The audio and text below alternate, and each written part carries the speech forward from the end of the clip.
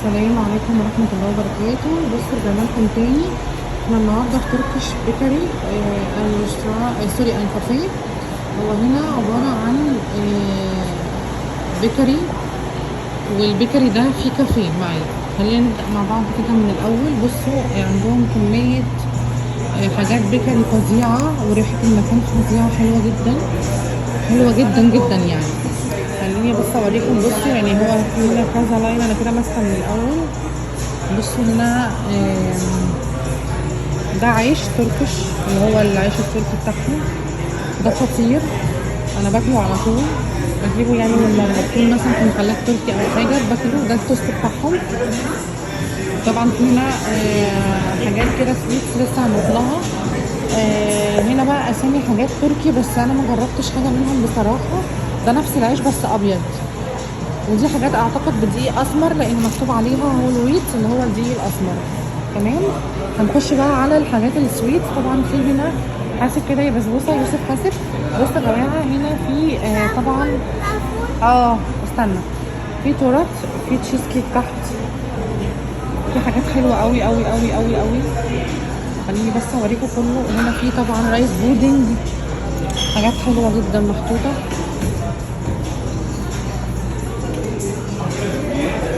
هنا كمان في البقلاوه والحاجات اللي هي بتاعتهم. طبعا دي حاجات اللي هي اللي فيها المستاشيو اللي هو الفستق، كلها شكلها كلها محشيه اصلا.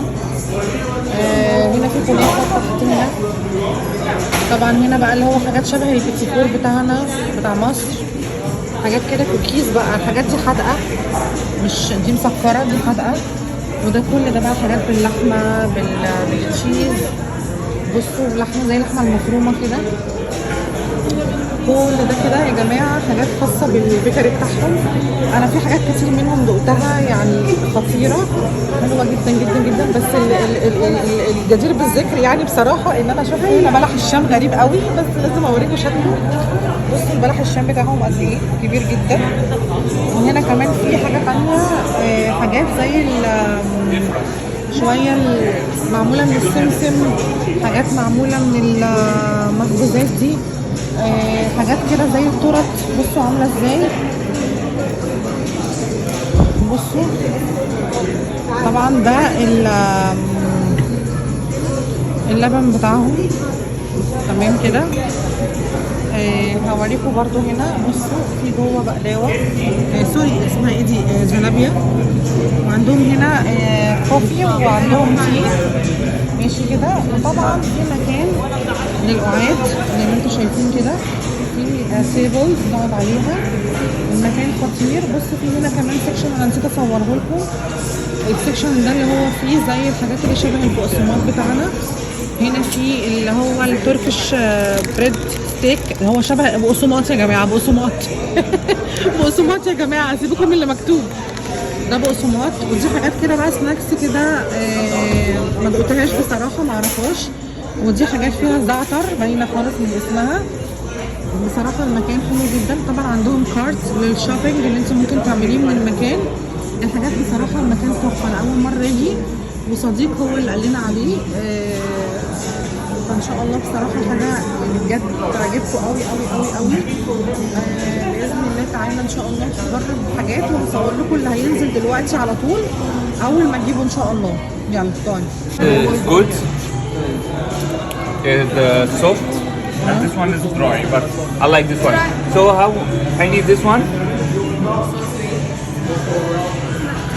هو ده زي ده اللي دراي. خدي من ده حلو. ده صح. عاوزة قد ايه؟ 2 تراي. هيك شوية.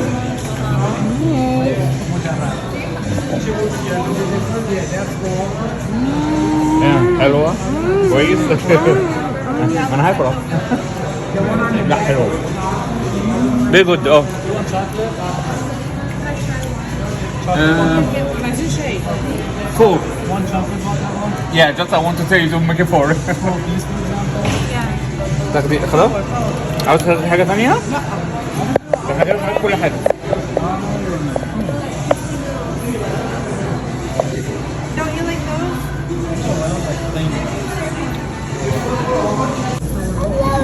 يلا هنصور اهو.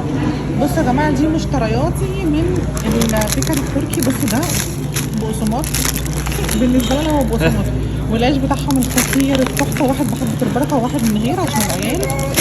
بصوا بقى على الحلاوه والشياكه والاناقه. جميل فعلا. دي بقلاوه قاعده تقعد طبعا وتشرب الشاي الشاي. بتاعهم. بصوا بقى رامي طبعا جاي ايه بقى. ويوسف لازم يوسف طبعا أهو. اللبن بتاعه ده الاكل الاساسي بتاعه. هو يوسف مجمش طبعا كنوزه خيطة قلبي.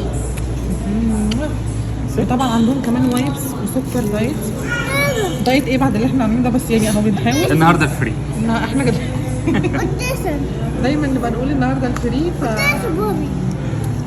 يعني الحمد لله هناكل دلوقتي نقول له. بس احنا دقنا دي بصراحه خطيره. جميله.